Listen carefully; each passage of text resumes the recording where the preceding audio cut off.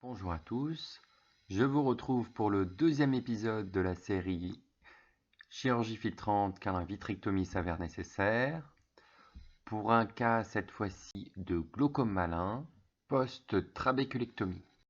Vous trouverez sur cette diapositive l'historique du patient si ça vous intéresse. La chirurgie est une cataracte vitrectomie plus iridozonulo-hyaloïdectomie. Donc voici la photo préopératoire avec un glaucome malin. Le cristallin est poussé par une bascule iridozonulaire à la suite d'un syndrome de misdirection, mauvaise direction du flux d'humeur aqueuse qui vient hydrater le vitré. Donc on commence par mettre deux voies d'abord postérieures, puis on libère quelques synéchies.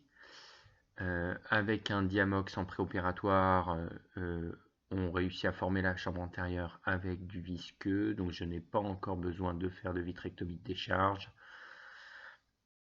Hydrodissection douce. Le noyau est mou, donc la cataracte vient facilement.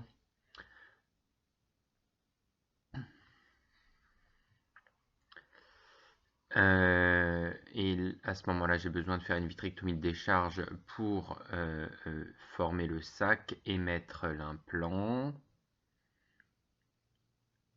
Donc vitrectomie sans infusion.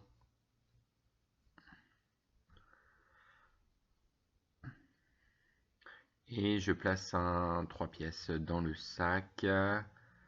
Je ne vais pas placer d'anneau de tension capsulaire car je vais faire l'iridozonulo-hyaloïdectomie dans la zone de la capsulaire périphérique. Donc ce patient a fait un glaucome malin en fait car il avait un glaucome par fermeture de l'angle sur iris plateau.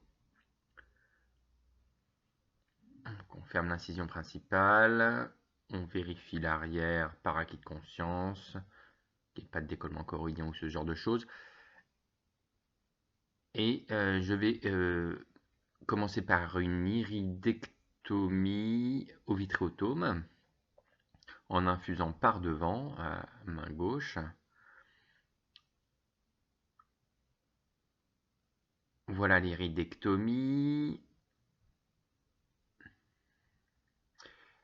Et là, donc, par la voie d'abord postérieure, je regarde où est mon vitréotome et je vais vers la zone de l'iridectomie pour créer l'iridozonulo-hyaloïdectomie et rendre ainsi l'œil en chambre unique. Voilà, on passe plusieurs fois en infusant en antérieur, c'est plus facile. Et ça permet que la chambre ne s'effondre pas. Là, je fais une vitrectomie antérieure en regard, parce que sinon, l'iridozonulo-hyaloïdectomie va être instantanément bouchée par le vitré. Voilà, il faut faire une poche vitréenne devant le trou, sinon le vitré rebouche la communication antéro-postérieure.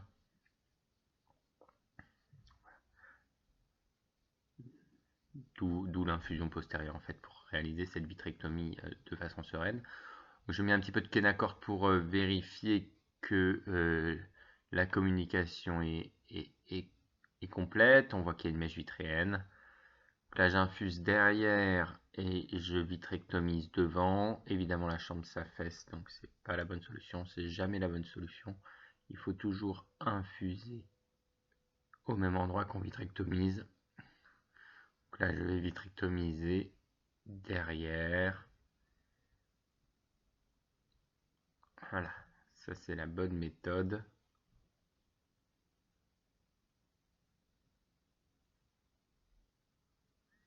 Avec le Kenacort on voit vraiment bien si on a réussi à prendre toute la hernie vitréenne.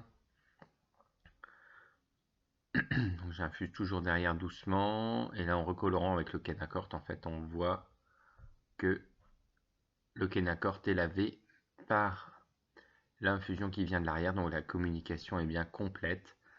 On a un œil à chambre unique.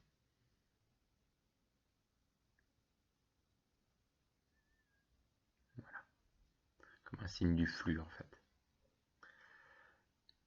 Je vérifie l'arrière si tout va bien. Un petit peu de canne à corte est passé, ce n'est vraiment pas un problème. Et je suture toutes les voies d'abord.